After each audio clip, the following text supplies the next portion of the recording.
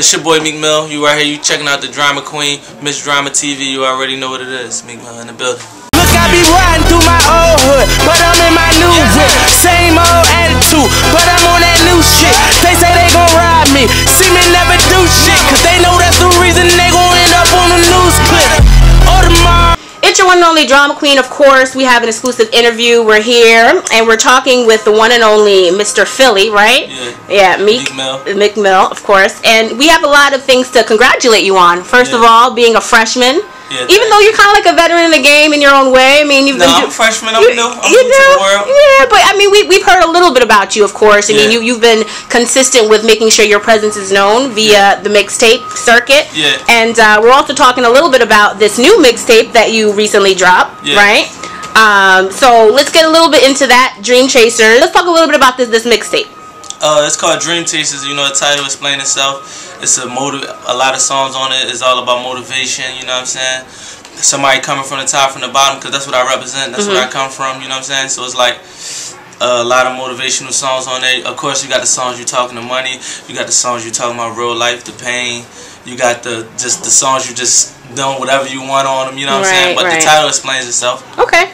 So of course, you know, everybody's kind of now learning more so about you. The XXL cover kind of highlighted you in a way where we got to a little bit more in-depth conversation with you and your background. First of all, let's talk about a little bit about Philly, the Philly scene right now. Do you feel like there's a lot of unity right now in regards to the Philly scene and just coming from that specific area? Yeah, it's unity to the ones that's still doing it. You know what I'm saying? Yesterday, we was at Jill Scott video shoot. Black Thought from the Roots, P.D. Craig, Miss J. You know what I'm saying? Jill Scott, Black Thought, some of them, they platinum selling artists. We just out there rapping in the playground, just having a cipher. You know what I'm saying? Everything good. Whenever I needed Black Thought on anything, he got on the songs for me. Jill Scott, anything I needed for, she did for me. So you feel like a lot of the artists out there in that particular area do support up and coming talent still in that way? Yeah, they do. Like, not if you, I ain't gonna say if you gotta be good at what you do. Right, of course. You gotta prove to people that you're worthy of doing, you know what I'm saying? But once you prove it, I think everything should be good. Okay. Now let's talk a little bit about this situation that you're in with Maybach Music and Rick Ross. That's definitely a very good look. I think that, you know, a lot of people are really anticipating upcoming work from you in regards to that family. Talk a little bit about your experience working with them. I know Rick Ross is very meticulous. I mean, he's a lyricist. We all know that. Is it kind of a little bit of a pressure, you know, lining up with him and dealing with him in that sense?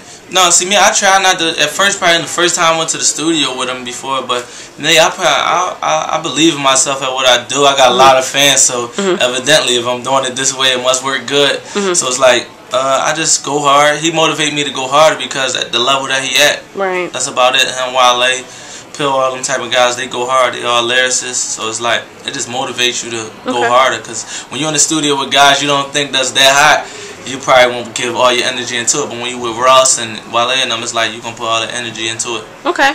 Now let's talk a little bit about your previous situation with Grand Hustle.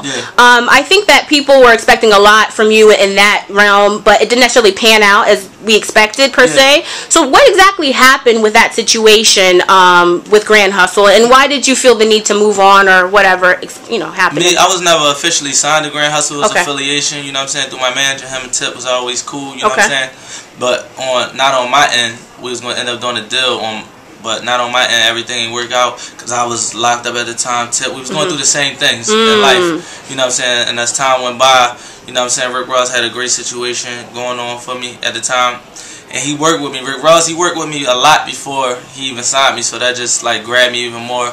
So it was like I talked to Tip a few times when he was in jail. He's like, I'm gonna be with you regardless of what you do, if you ride with me or if you go another way, because we all gotta make money at the end of the day. I got family same way as he do, and he understand. So have you had a conversation with him since he's been back in the system, TI, in regards to? No, I ain't talked to him since because I be getting new emails. They get flooded so fast. I get new emails probably like every 2 months, but I'm sure he know we doing this right now with the Akoo situation. So he gives you the best. He wishes you the best in everything you have going on.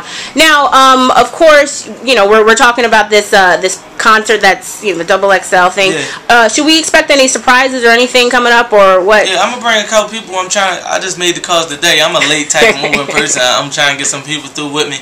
You know what I'm saying? But I always put on a good show, and I'm gonna try to make it happen. This is my first time performing in New York. Okay. You know what I'm saying? So what do you expect from the crowd? I mean, BB King's very, you know, known to bring out a lot of legendary people. Yeah. Is there any pressure? I mean, artists have come here and they've done really well, and some artists not so well. So is there any, like, pressure that you have in regards to that? No, pressure, because we perform in front of 20,000 people. All the pressure just go from every show. You know what I'm saying? But it's like, I never performed there. I don't even know, like, my full fan base out here yet. You know what I'm saying? But you're going to find it tonight, right? I can rap good, you know what I'm saying? I'm not a bad looking person. My drummers, everybody do good. My beats sound good. So even if you don't know about me, so basically you're winning. That's what you're saying. I have a lot going for me. I look good. I smell good. I got a great team behind me. Is that what you say you're going to... No, I'm just saying, though, like, if you don't know my music, like, you be like, oh, he must be doing art. You know what I'm saying?